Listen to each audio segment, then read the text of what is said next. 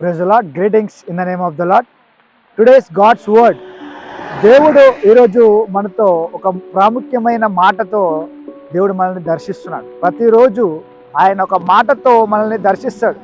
ఎందుకంటే మనల్ని ప్రతిరోజు ఆయన దర్శించాలని మనల్ని ఆయన సృష్టించాడు. కాబట్టి ప్రతిరోజు తల్లి ఏ విధంగా అయితే కుమారుడిని ప్రతిరోజు పలకరించడము, ప్రతిరోజు మాట్లాడడము, ప్రతిరోజు ఆయన యొక్క యోగక్షేమాలను, ఆయన ఏ విధంగా ఉన్నాడు, కుమారుడు ఎట్లా ఉన్నాడు ఏంటి అని తండ్రి తల్లిదండ్రులు ఏ విధంగా అయితే చూసుకుంటారో, అదేవిధంగా దేవుడు కూడా ప్రతిరోజు ప్రతి morning every morning God is touching and God is waiting. కాబట్టి ప్రతిరోజు మనం పొద్దున లేచినప్పుడు దేవునితో ప్రార్థించడము, దేవునితో సహవాసము చేయడం అనేది ఎంతో ముఖ్యం.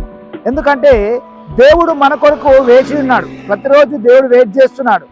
ఎవరైతే నన్ను గురించి వెతుకుతారో, ఎవరైతే ప్రార్థిస్తారో అని ప్రతిరోజు దేవుడు వెతుకుతున్నాడు. కాబట్టి ప్రతిరోజు మనము దేవునితో సంబంధము, దేవునితో మనం ఒక టైం స్పెండ్ చేసి బయటికి రావాలి.